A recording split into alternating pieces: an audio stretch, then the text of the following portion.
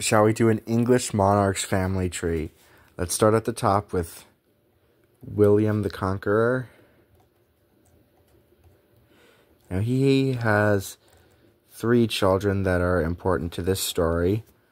One is going to be the next king, William II.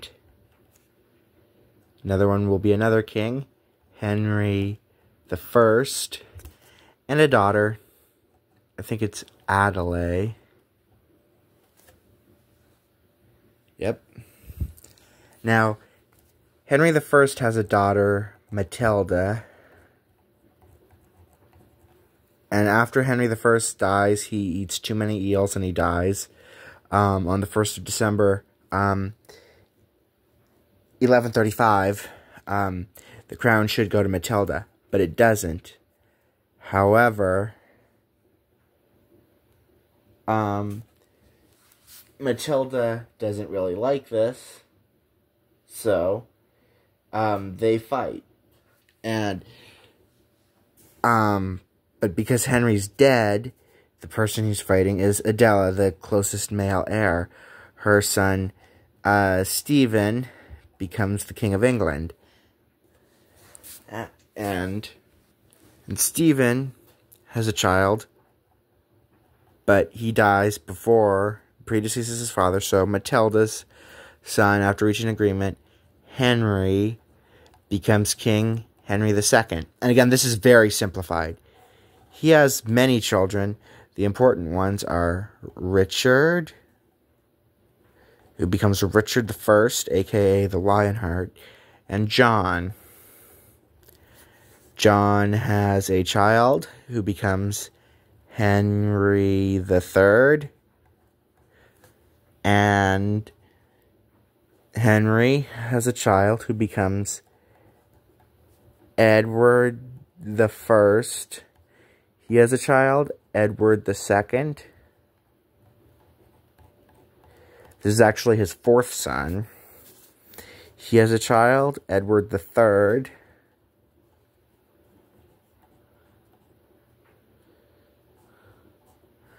He has a child, Edward, who dies the year before his father, so it goes to his grandson, Richard.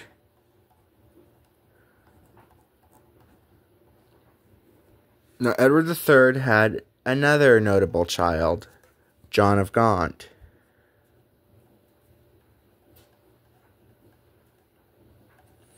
Who in turn has a child, Henry, who overthrows his cousin Richard and becomes King Henry IV. He has a son, Henry V, and he has a son who becomes king at 9 months old, Henry VI.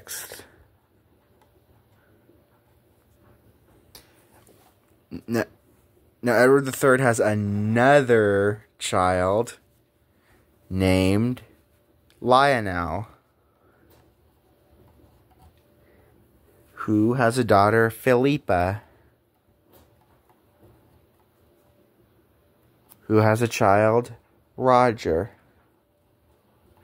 And this is Roger Mortimer, who is a lover of Richard II.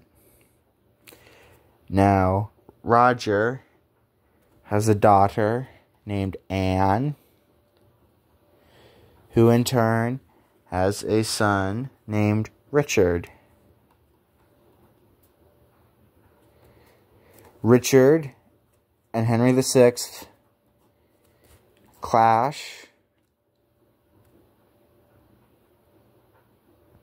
Trying to figure out how to draw a sword.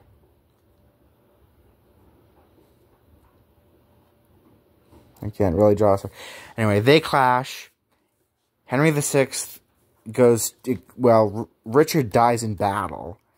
And the throne goes to his son, or the battle goes to his son, Edward. Edward eventually wins, becomes Edward IV. And then Henry VI takes back over. Then it goes back to Edward IV. Henry VI dies in the midst of all the fighting, as does Edward IV, who has a son who becomes Edward V.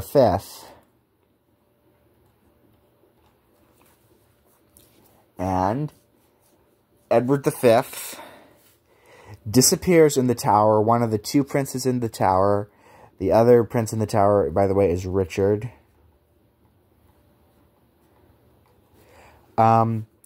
Anyway, this Richard has another brother, or has a child, who of course he names after himself, and is called Richard. And he becomes Richard III. Now, John of Gaunt has another child.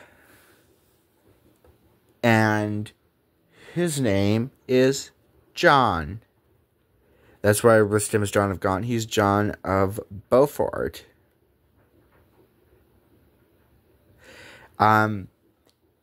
Who, in turn, has a son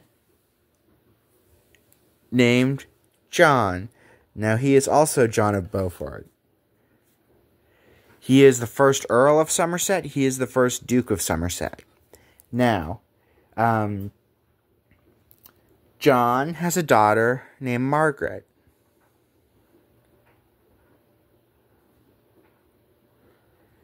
Who has a son called Henry.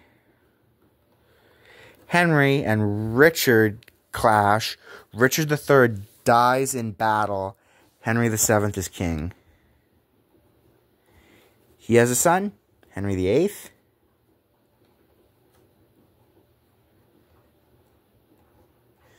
He has a son, Edward VI. Also has a daughter who succeeds the brother, Mary I. Has another daughter named Elizabeth.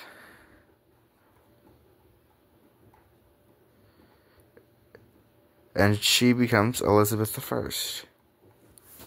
Now, somewhere in all this, I don't count her as a legit monarch. Around this area is where Lady Jane Grey comes in. Now, John Beaufort's wife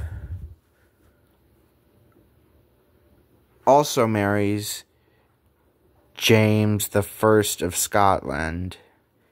Has a son also called James, becomes James II, James III,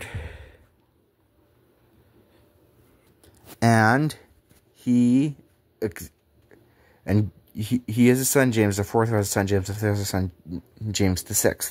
James VI becomes James VI and first, as he is the next guy to the crown. He has a son called Charles.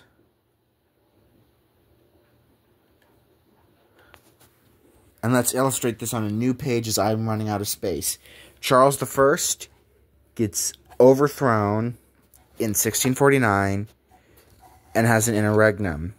But eventually the monarchy is restored, and Charles II becomes king, who is succeeded by his brother, James II. Now, James II also gets overthrown. He has a much better fate than his dad did, though, and is succeeded by his daughter, Mary. Mary demands her husband, William III, rule with her.